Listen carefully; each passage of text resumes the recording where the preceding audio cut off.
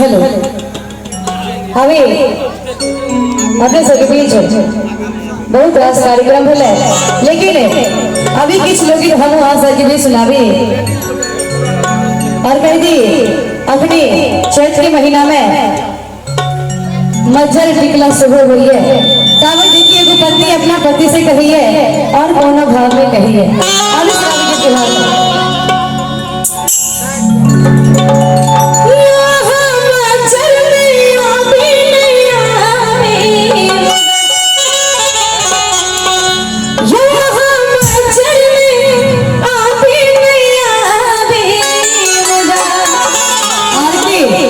ताली बजाकर बिकुला में आया